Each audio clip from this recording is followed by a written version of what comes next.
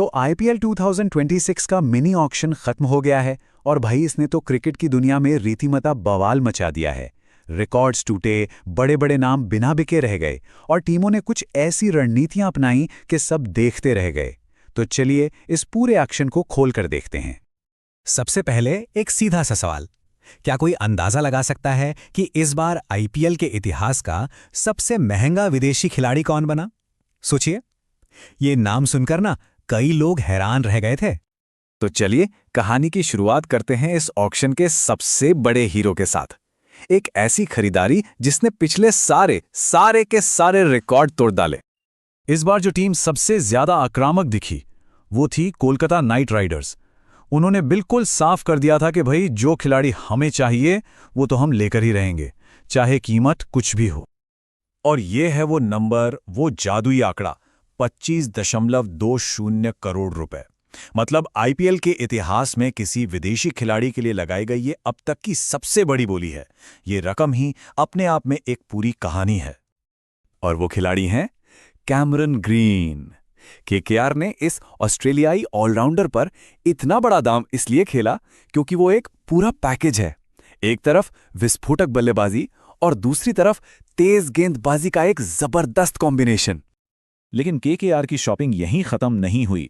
उन्होंने श्रीलंकाई स्पीडस्टर मथीशा पथिराना को भी 18 करोड़ रुपए में अपनी टीम में शामिल कर लिया।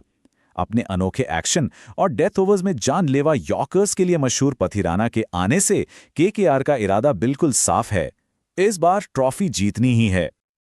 अब बात करते हैं उस टीम की जिसने इस ऑक्शन में सबसे ज्यादा चौंकाया। जी हां, चेन्नई सुपर किंग्स। उन्होंने एक ऐसा जुआ खेला है जिसके बारे में हर कोई बात कर रहा है। अब देखिए, यही तो सबसे दिलचस्प बात है। सीएसके ने 2 अनकैप्ड भारतीय खिलाड़ियों पर दांव खेला। अनकैप्ड मतलब ऐसे खिलाड़ी जिन्होंने अभी तक अपने देश के लिए इंटरनेशनल क्रिकेट नहीं खेला है। प्रशांत वीर और कार्तिक शर्मा दोनों पर ठीक 14.20 करोड़ रुपए खर्च किए गए। हम जानते हैं कि धोनी की टीम नए टैलेंट को पहचानने में माहिर है, पर 2 बिल्कुल अनजाने चेहरों पर इतनी बड़ी रकम लगाना वाकई एक बहुत बड़ा दांव है। चलिए अब जरा फटाफट से बाकी टीमों की कुछ बड़ी खरीदारियों पर भी एक नजर डाल लेते हैं। तो सनराइजर्स हैदराबाद में अपनी बल्लेबाजी में और आग लगाने के लिए लियम लिविंगस्टन को 13 करोड़ में खरीदा। वहीं लखनऊ ने ऑस्ट्रेलियाई कीपर बल्लेबाज जोश इंग्लिस पर 8.60 करोड़ खर्च किए।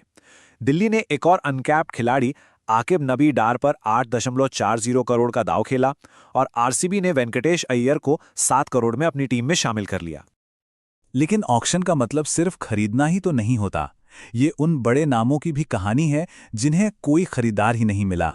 सबसे बड़े झटकों में से एक था डेवॉन कॉनवे और टी20 के तूफानी बल्लेबाज जेक फ्रेजर मकगर्क का अनसोल्ड रहना। इतना ही नहीं, दीपक हुड्डा और गेराल्ड क्वेट्जी जैसे जाने पहचाने खिलाड़ियों को भी कोई खरीदार नहीं मिला। इससे पता चलता है कि ये ऑक्शन कितना अनप्रिडिक्टेबल हो सकता है। तो इस पूरे ऑक्शन की सबसे बड़ी कहानी क्या निकल कर आती है? एक तरफ केकेआर की जबरदस्त खरीदारी है और दूसरी तरफ सीएसके का नए टैलेंट पर लगाया गया एक बहुत बड़ा दांव। ये पूरा ऑक्शन हाई स्टेक्स ड्रामा और हिम्मत वाली रणनीतियों से भरा हुआ था। और आखिर में ये ऑक्शन हमें एक बहुत बड़े सवाल के साथ छोड़ जाता है। क्या 2 नए खिलाड़ी प्रशांत वीर और कार्तिक शर्मा कुल मिलाकर 28 करोड़ रुपए से ज्यादा की इस भारी भरकम कीमत को